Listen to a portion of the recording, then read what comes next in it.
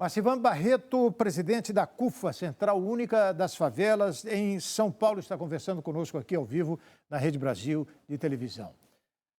Retomando aquela nossa conversa, Marcivan, a história do Correio, não é? Nem os carteiros do Correio tinham condições de entrar numa favela até algum tempo atrás. Né? Como é que houve essa transformação? Como é que ela aconteceu? Na verdade, a CUFA ela tem um projeto chamado Recomeço. Um projeto que já funciona há 8 anos no Rio de Janeiro. Hoje eu trouxe o Recomeço aqui para São Paulo, numa parceria com a Procter & Gamble, com a Amazon. Acabamos de fechar com a Amazon, o próprio Preto Zezé falou na coluna dele da Folha, que é fazer a função que o Correio e muitas empresas não conseguem fazer em comunidade. Você imagina que Heliópolis tem 200 mil habitantes. A dificuldade que é dos Correios conseguir acessar esses locais. Nome de rua, número de casa. Número, becos e vielas. Então, a gente tem um projeto que é somente para pessoas que foram privadas do sistema prisional. Então, já começa por aí, o ganho já aí. Então, todo aquele pessoal, tanto mulheres quanto homens que saíram do sistema prisional, que não têm uma oportunidade, às vezes, aquele estigma do preconceito, a CUFA traz, treina eles e dá uma moto para que eles possam fazer a entrega de tudo que a Amazon vende, que a Natura vende, que a Boticário vende, dentro de favelas. Então, você tem índice zero de rejeição de entrega, porque o cara consegue entregar até a noite, né? E também de assaltos, de muitas coisas que tinham. Em Heliópolis não há carteiro que tenha medo de ir lá distribuir correspondência hoje em dia. Qualquer correio entra em Heliópolis, assim como entra outras favelas, assim como o Uber entra hoje em Heliópolis. Se você pesquisar, é índice zero de incidentes com a Uber e tanto com Correios dentro de Heliópolis. Há uma coisa que me chama muito a atenção, que é o objetivo de vocês que circula também em torno do esporte. Heliópolis tem um estádio para a prática de futebol que poucas cidades, né? Só capitais que podem ter grama sintética com toda... De onde vem o recurso para vocês construírem isso numa comunidade? Vem dos parceiros, né? Eu acho assim, você tem que entender... Conta a história desse estádio para gente. O estádio, rapidamente, foi uma ideia que a Adidas teve de lançar a bola do mundo. Aí entra a cooperação com as... E aí eles queriam fazer uma torre de 30 metros com a bola girando, que Heliópolis ia virar ponto turístico. E eu perguntei para ele, quando terminar tudo isso, o que você faz? Ele falou, vou desmontar e vou levar embora. E aí eu levei ele num campo de terra e falei, em vez de você gastar 250 mil com a torre que você vai embora, deixa um legado, constrói um estádio dentro da favela. E é isso que a Adidas fez, tanto é que levou para mais 8 estados brasileiros e hoje só em Heliópolis a gente tem 520 garotos e garotas estudando futebol dentro desse estádio. Quer dizer, existe um estádio de futebol construído pela Adidas em Heliópolis. Em Heliópolis e mais 8 estados brasileiros. E o investimento de vocês? Porque existe lá a disputa de uma taça, algo muito interessante, de onde saíram alguns craques, inclusive de Heliópolis, saiu craque de futebol. Sim, saiu. Chama-se Taça das Favelas. É um evento que acontece nacionalmente em todo o Brasil.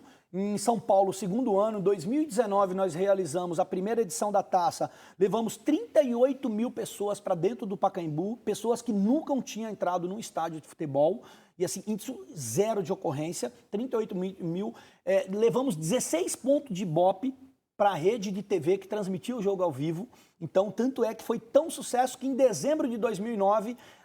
essa rede de TV já tinha vendido toda a grade comercial dele para a taça do ano que vem. Chama Taça das Favelas? Taça das Favelas. É um evento que aqui em São Paulo movimenta 80 mil jovens, somente para moradores de favela, de 14 a 17 anos. Para mulher não tem limite de idade. E esse ano o jogo foi transmitido ao vivo, tanto para o masculino quanto o feminino. Agora, dia 19 de dezembro, a gente refaz a Taça das Favelas, só que o Brasileirão.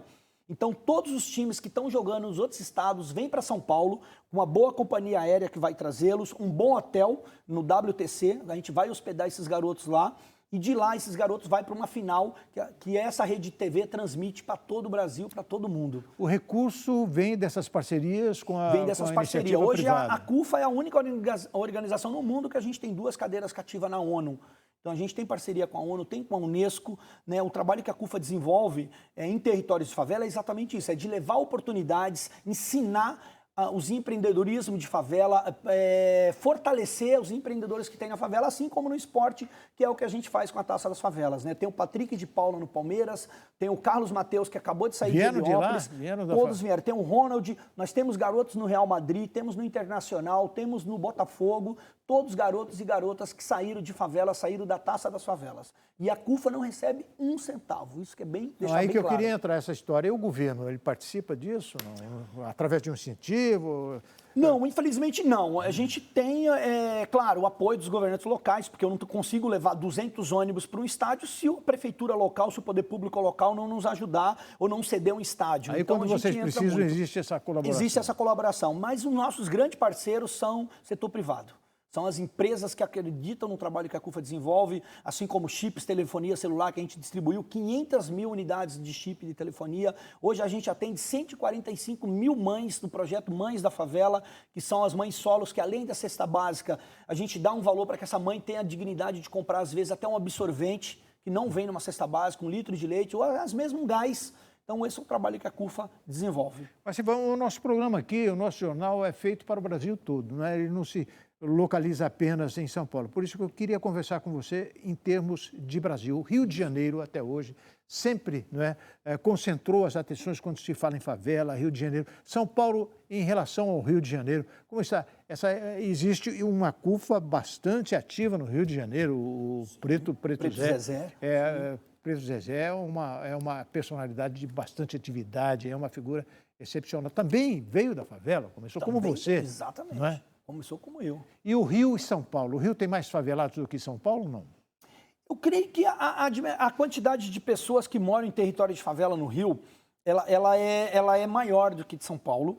Porém, a dificuldade do Rio é muito mais complexa. É mesmo, né? Você desenvolver uma taça das favelas no Rio... Seria mais difícil? Muito mais. Eu falo para o Celso Ataíde, que é o nosso CEO, que coordena lá, eu falei, você é mágico.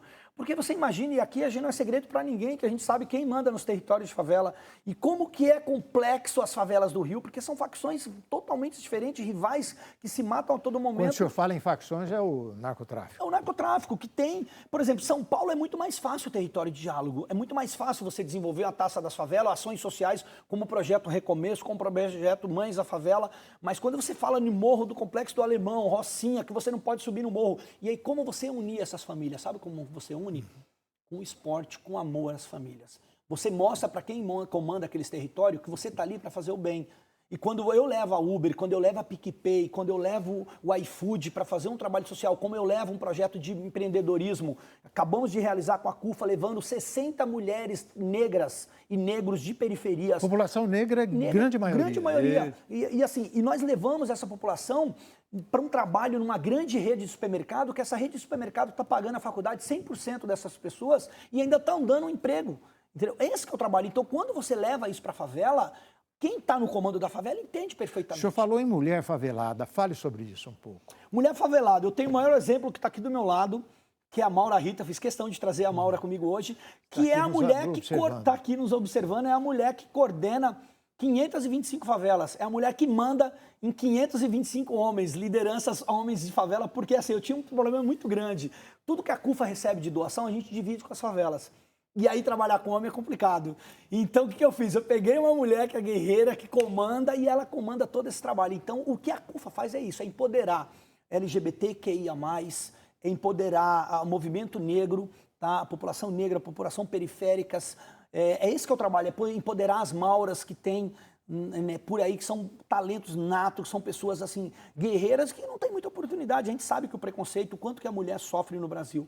E o trabalho da CUFA é isso. As direções da CUFA, a direção principal, por exemplo, eu falo pela CUFA, mas se você falar em quem manda na CUFA em São Paulo, está aqui do meu lado, é a Maura Rita. Quando se ligam para a CUFA para pedir uma doação, falam com a Maura, não falam com a Marcilene. Como é que está lá? Creches, assistência à mulher, assistência social. Fala um pouco sobre isso. É isso. Hoje a gente tem um grupo de mulheres que chama Mulheres da CUFA, que coordena todo um trabalho. A gente acabou de fechar uma parceria com um grande banco, um dos maiores bancos do Brasil, que é de levar empreendedorismo para dentro das favelas. Pode falar o nome do banco. Caixa Econômica Federal. Uhum. Acabamos de fechar, a própria presidente da Caixa acabou de fazer um depoimento a semana passada, alguma coisa assim, em jornais, falando do trabalho que a CUFA vai desenvolver em todo o Brasil.